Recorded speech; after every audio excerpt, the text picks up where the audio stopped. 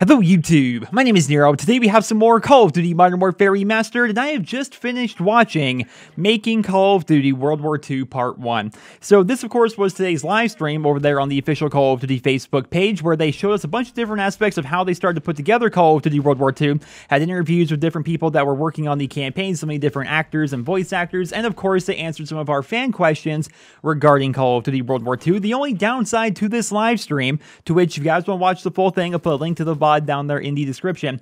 The one downside, in my opinion, was we didn't really get to see a lot of answers, right? They didn't really answer a ton of questions, but they did answer a couple of things. We do have some more insight as to what Call of Duty World War II is going to be like, and I'm going to try to give you guys the too long didn't watch here in this video. So they were asked about women in Call of Duty World War II. They particularly brought up the controversy that, you know, people are against this idea that we should just be having women for the sake of having women, and they say that, yeah, they did the research. Women were in World War II, maybe not as much as what we're going to see in the game, but they were part of the French Resistance. We're going to play as part of the French Resistance. They did not mention the USSR whatsoever, because you guys don't know, the Russians did have a lot of female soldiers.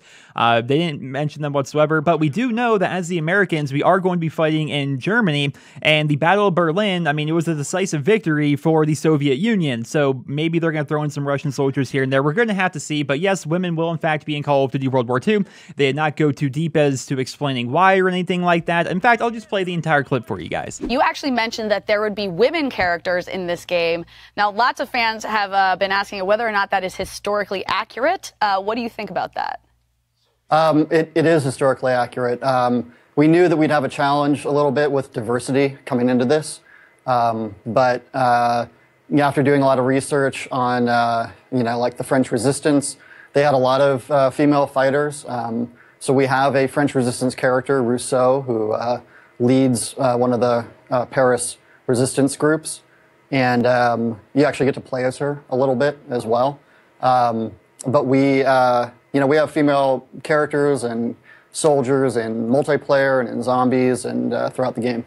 Oh, that's awesome. As a member of the lady folk, I appreciate that. So there you have it, ladies and gentlemen, the official word on women in Call of Duty World War II. Not a lot of new information. They just kind of acknowledge the fact that, yes, there is a bit of pushback, but yes, we're going to have women anyway. That's kind of what they're saying here.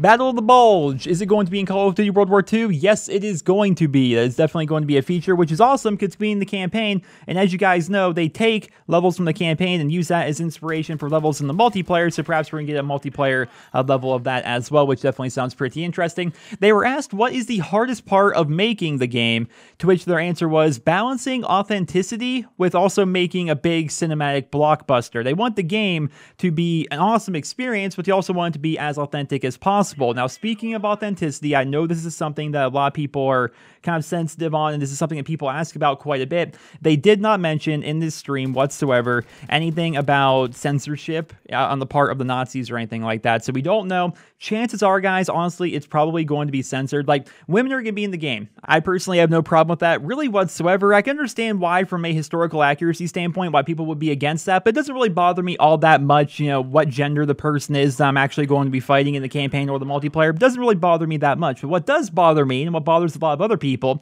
is if they're trying to, like, basically make World War II politically correct. Because it's not as if World War II is, like, some sort of, like, a fictional piece or anything like that, where they could just kind of rewrite it and have things be fine. Like, World War II was a real thing that really happened. It was not politically correct in any stretch of the imagination. In no way was it. And I don't want the game to be politically correct either. That's my personal feelings. I see a lot of people agreeing with me online as well about that. So we don't know on the part of, like, the Germans if they're going to be censoring all of that. Like, is the game going to have swastikas? Are they going to be called the Germans instead of the Nazis? Like, what are they going to be doing with it? We're going to have to see. They did not answer that, but they did say the hardest challenge of this game was that striking that balance between authenticity and making a big blockbuster cinematic experience. They were asked as to whether or not we were going to play as the Axis in this game and see the story from their side. They did not give a clear answer. In fact, I'm going to go ahead and play the answer for you guys here in this video. Will we be able to play as the Axis force in the story mode? I can't really talk about that directly. But we can't have too many exclusives on this show. That's right. That's right. So let's leave that one a mystery. All right. All right. Now, we can take that response a couple of ways. Number one is they don't want to close the door on it whatsoever because they want people to have speculation and talk about, wow, are we actually going to be able to play as the bad guys for a change in this game? They want that speculation to be going around. I highly doubt that we will. I have a feeling we're going to be primarily just playing as the Americans and experiencing a Band of Brothers style story, but they left the door open, so there's a possibility that we may end up playing as the Axis in one way or another in the game's campaign. They did confirm that the campaign is going to have gore. They did not mention multiplayer really whatsoever in this particular stream, so unfortunately we don't know about the multiplayer. I would like a gore system to come back similar to what we saw back in Call of Duty World at War. There is just something so wonderful about blowing people's limbs off with a double-barrel shotgun, so hopefully that's going to return in Call of Duty World War II. They were asked about health regeneration in the game's campaign. They said no comment on that, which is interesting. So perhaps we're going to have like a pseudo-realistic style of a system in the Call of Duty World War II campaign. Sounds interesting. And then they ended off the live stream by announcing that they're going to have another stream similar to this one at this year's E3. So it's Making Call of Duty. That's the focus of these little streams here. It's called Making Call of Duty. They want to show us a bunch of different aspects of it, which is primarily what we saw, which is why I'm not really talking about...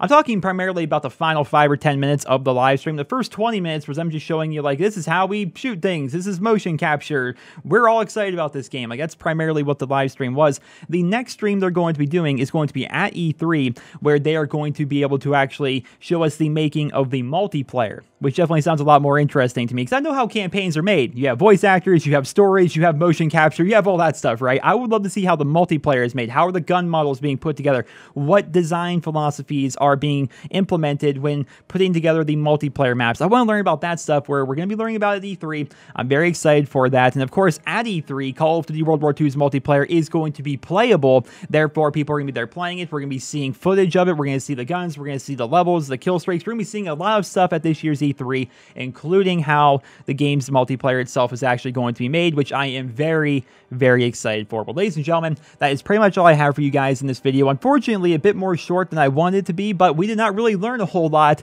at the live stream today. But if you guys want to check it out, once again, there's a full VOD down there in the description if you guys want to go ahead and watch it for yourselves. Perhaps you're interested in motion capture, voice acting, and what the story means to the actors and stuff like that, because that's primarily what we learned today. But there were some questions, there were some answers, and I tried to cover all of that here in this video. So I hope you guys all enjoyed it. Thank you guys so much for watching. Let me know your thoughts down there in the comment section below, and I hope you guys all have a wonderful day.